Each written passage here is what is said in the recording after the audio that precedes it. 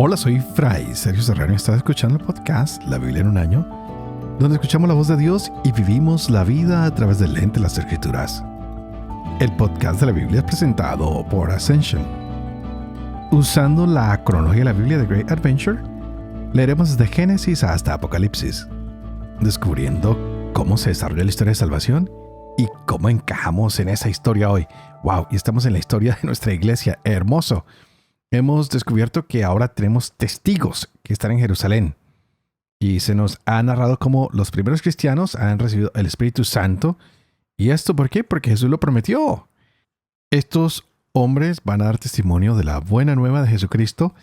Y para esto van a iniciar en Jerusalén. De ahí pasarán a Judea y Samaria. Y finalmente, el llamado es a que vayan por todos los confines de la tierra. Pero esta evangelización sale de Jerusalén y sus alrededores. Y ya veremos que hay miles de creyentes que empiezan a abrir su corazón a Dios. Vimos el testimonio de algunos hombres que estuvieron cuando Jesús ascendió a los cielos y prometió que enviaría el Espíritu Santo. También hemos visto cómo ese Espíritu descendió sobre la iglesia y la promesa de Jesús se cumple una vez más.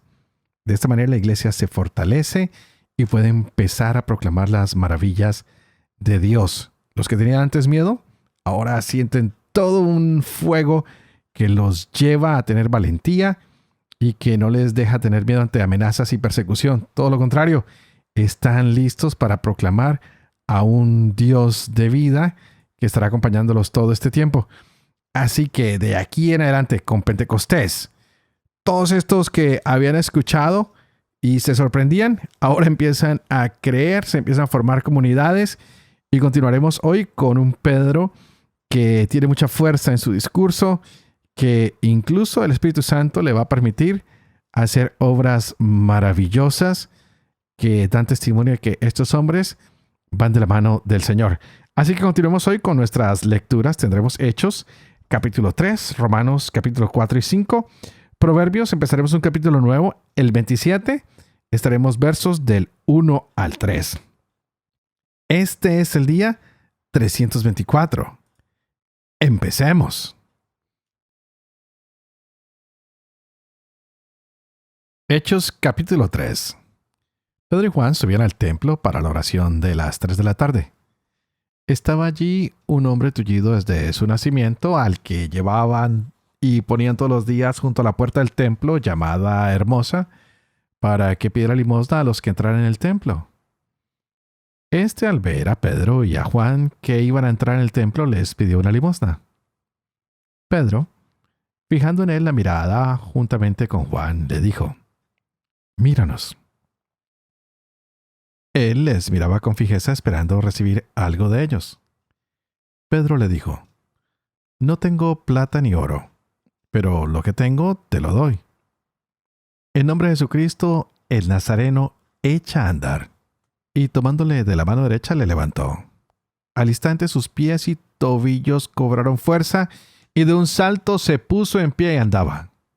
Entró con ellos en el templo andando, saltando y alabando a Dios. Todo el pueblo le vio cómo andaba y alababa a Dios.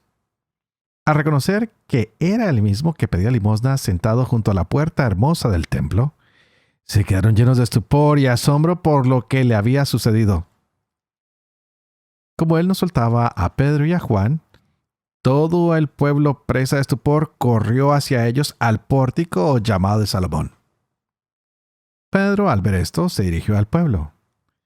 «Israelitas, ¿por qué se admiran de esto o por qué nos miran fijamente, como si por nuestro poder o piedad hubiéramos hecho andar a éste? El Dios de Abraham, de Isaac y de Jacob, el Dios de nuestros padres, ha glorificado a su siervo, Jesús, a quien ustedes entregaron y de quien renegaron ante Pilato cuando éste había decidido ponerle en libertad. Ustedes renegaron del santo y del justo y pidieron que les dejaran en libertad a un asesino. Mataron al jefe que lleva la vida. Pero Dios le resucitó de entre los muertos. Nosotros somos testigos de ello, y por la fe en su nombre, este mismo hombre ha restablecido a este que ustedes ven y conocen. Es pues la fe dada por su medio la que le ha restablecido totalmente ante todos ustedes. Ahora bien, ya sé, hermanos, que obraron por ignorancia, lo mismo que sus jefes. Pero de este modo, Dios cumplió lo que había anunciado por boca de todos los profetas, que su Cristo había de padecer. Arrepiéntanse pues y conviértanse, para que sus pecados sean borrados, a fin de que del Señor venga el tiempo de la consolación y envíe al Cristo que les estaba predestinado, a Jesús, a quien debe retener el cielo hasta el tiempo de la restauración universal de que Dios habló por boca de sus santos profetas. Moisés efectivamente dijo: el Señor Dios le suscitará un profeta como yo de entre sus hermanos. Escúchelo todo cuanto les diga. Todo el que no escuche a ese profeta será excluido del pueblo. Y todos los profetas, desde Samuel en adelante, todos cuantos han hablado, anunciaron también estos días. Ustedes son los herederos de los profetas y de la alianza que Dios estableció con sus padres al decir a Abraham: en tu descendencia serán bendecidas todas las familias de la tierra.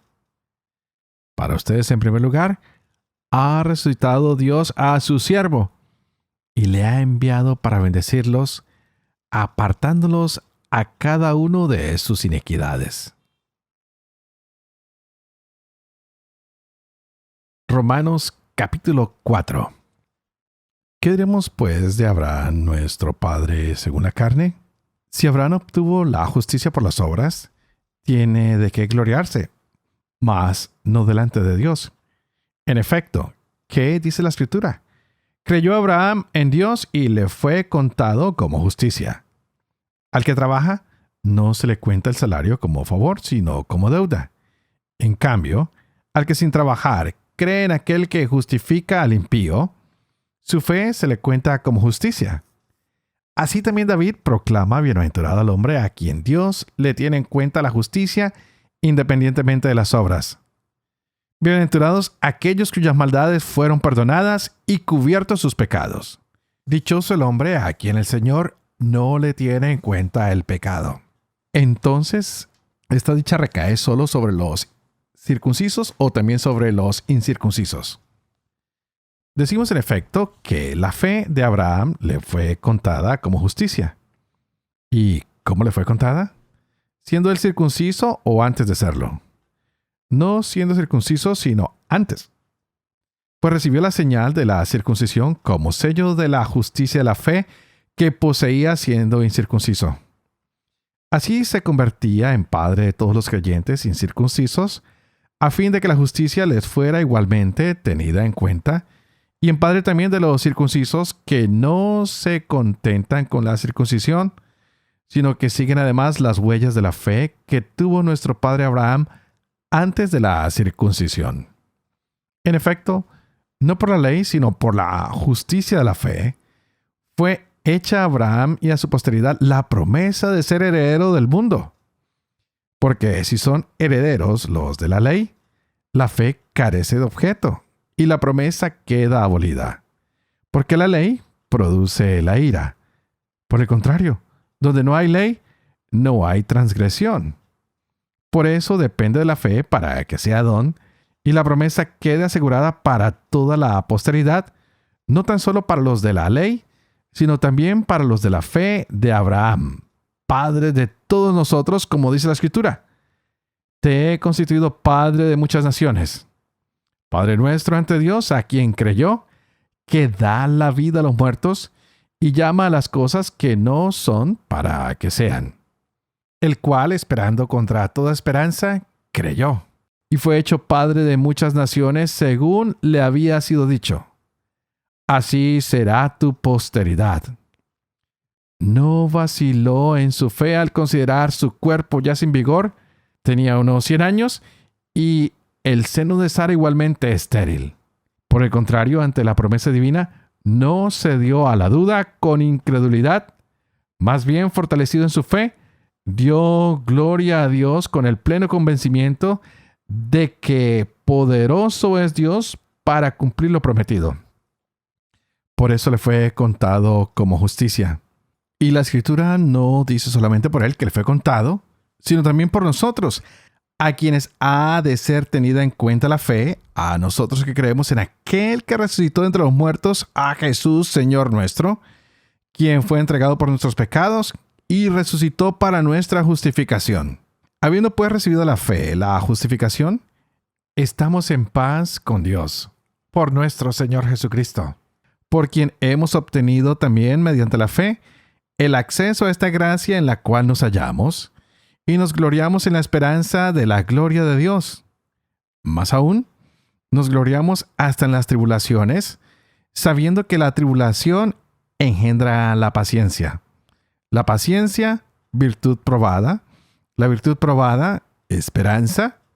Y la esperanza no falla, porque el amor de Dios ha sido derramado en nuestros corazones por el Espíritu Santo que nos ha sido dado.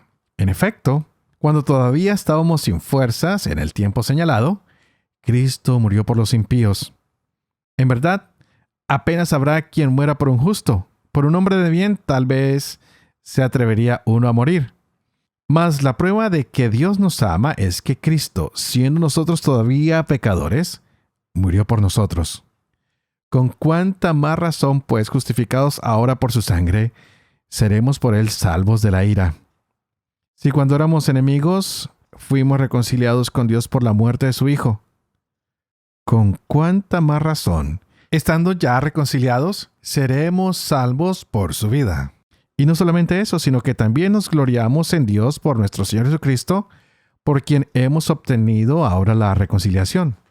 Por tanto, como por un hombre entró el pecado en el mundo, y por el pecado la muerte, y así la muerte alcanzó a todos los hombres, ya que todos pecaron, porque hasta la ley había pecado en el mundo, pero el pecado no se carga en cuenta no habiendo ley. Con todo reinó la muerte desde Adán hasta Moisés, aún sobre aquellos que no pecaron con una transgresión semejante a la de Adán, el cual es figura del que había de venir. Pero con el don no sucede como con el delito. Si por el delito de uno murieron todos, cuánto más la gracia de Dios y el don otorgado por la gracia de un hombre, Jesucristo, se han desbordado sobre todos. Y no sucede con el don como con las consecuencias del pecado de uno, porque el juicio, partiendo de uno, lleva a la condenación. Mas la obra de la gracia, partiendo de muchos delitos, se resuelve en justificación.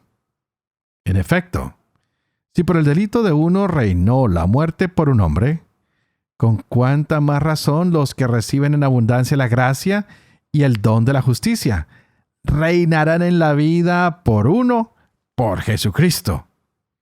Así pues, como el delito de uno atrajo sobre todos los hombres la condenación, así también la obra de justicia de uno procura a todos la justificación que da la vida. En efecto, así como por la desobediencia de un hombre, todos fueron constituidos pecadores, así también por la obediencia de uno, todos serán constituidos justos. La ley en verdad intervino para que abundara el delito, pero donde abundó el pecado, sobreabundó la gracia. Así lo mismo que el pecado reinó por la muerte, así también reinará la gracia en virtud de la justicia para vida eterna por Jesucristo nuestro Señor. Proverbios capítulo 27, versos 1 al 3. No presumas del mañana, pues no sabes lo que deparará el día. Que otro te alabe y no tu propia boca, que sea un extraño y no tus labios. Pesada es la piedra y pesada la arena. Es más pesada la rabia del necio. Padre de amor y misericordia, ¿tú qué haces elocuente en la lengua de los niños? educa también la mía. E infunde en mis labios la gracia de tu bendición. Padre, Hijo y Espíritu Santo.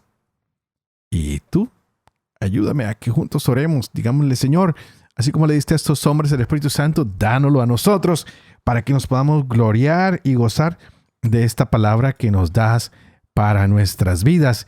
Y wow, qué lecturas las que hemos tenido el día de hoy. Pero quisiera empezar un poquito con la carta a los romanos. Pues este hombre, Saulo, quien era fariseo y que era apasionado por la Torá, por la ley, por las tradiciones, quien había visto a Jesús como una amenaza, ha tenido un encuentro con Jesús que ha resucitado y ahora se siente comisionado para ir no solo a los judíos, sino a los gentiles. Y ha empezado a identificarse como Pablo y va viajando y contándole a todo el mundo, miren, Jesús resucitó. Así que por favor creamos en Él. Vamos a hacer estas comunidades. Vamos a seguir hacia adelante conociendo más y más de este hombre por quien vamos a recibir la salvación. Y es así como esta carta maravillosa de Pablo a los romanos se dirige a la iglesia que está en Roma y está formada por judíos y no judíos. Por eso está este problema de que si la salvación es para unos o es para otros o si es para todos. Y bueno, vamos viendo que esta iglesia como que se ha ido formando diferente a lo que es el judaísmo. Y la gente está pensando, ¿hacemos lo que hacíamos cuando éramos judíos? ¿O ahora, como seguidores de Cristo, tenemos que hacer cosas diferentes? ¿Debemos circuncidarnos? ¿Debemos guardar el sábado? ¿Qué tenemos que hacer? Y Pablo dice, bueno, vamos a unificar la iglesia y vamos a tratar de poner un cierto sentido de unidad. Y es como lo hemos visto, cómo la gente compartía sus bienes para que a nadie le faltara nada. Empezamos a ver a un Pablo que dice, mire, lo más importante es que Cristo murió y resucitó por nosotros para que todos podamos encontrar la salvación. Y todo esto se da gracias a que Dios es justo, quien nos creó y quien nos quiere salvar. Y en este Dios encontramos una promesa que vendría su Salvador, y es Jesús de Nazaret. Y Pablo le dice, miren, Jesús nos llama a que todos los seres humanos nos pongamos bajo el reinado del amor. Y es para eso que ha venido Jesús.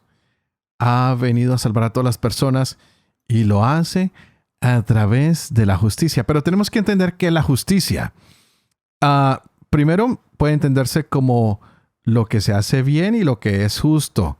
Y otra cosa es que tenemos que ser fieles. La justicia nos muestra que las promesas siempre se cumplen. Y hemos visto cómo Dios ha cumplido la promesa mandándonos al Salvador y cómo Jesús nos hizo la promesa de enviar al Espíritu Santo y lo ha enviado. Eso ya lo hemos visto en los Hechos de los Apóstoles y lo tenemos aquí un poco más explícito. Y sabemos desde los Hechos de los Apóstoles que salieron a predicar a todas las naciones. ¿Por qué?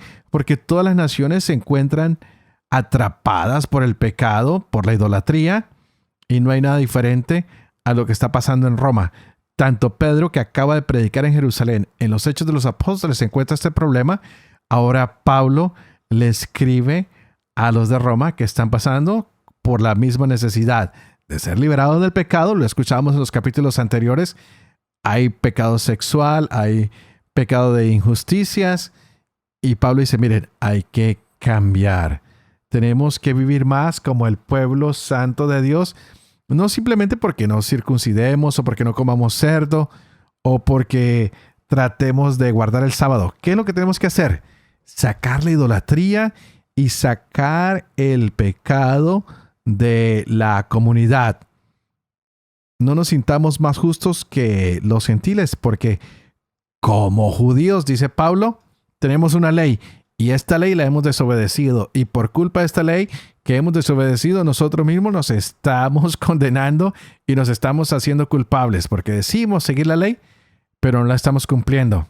Y Pablo dice, bueno, pero no nos detengamos en si estamos cumpliendo o no. La buena nueva es que ahora ha llegado Jesús, el Mesías, ha muerto por ti, por mí, se ha sacrificado por nosotros, por nuestros pecados, y ahora nos enseña una nueva manera de vivir. Así que vamos a ponerla en práctica. Vamos a dejar el pecado atrás. Vamos a vencer esa muerte que trae el pecado. ¿Con qué?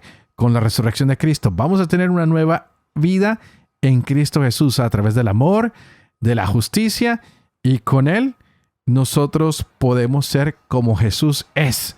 De esa manera seremos agradables ante los ojos de Dios. ¡Wow! ¡Qué lindo! Así que me pregunto hoy, ¿cuándo es que alguien te ha visto a ti actuar y dice, eres como Jesús, o te confunde con Jesús? ¿Cuándo es que nosotros con nuestras obras estamos dando un testimonio de un Dios que es amoroso y que es justo? Algo muy importante que nos debemos preguntar en este día a través de estas lecturas. Ya, después del bautismo hemos recibido el Espíritu Santo. Y de aquí en adelante, pues podemos tener una maravillosa relación con Dios para no caer en el pecado y para decir, miren, somos la familia de Dios. Somos parte de esta nueva alianza.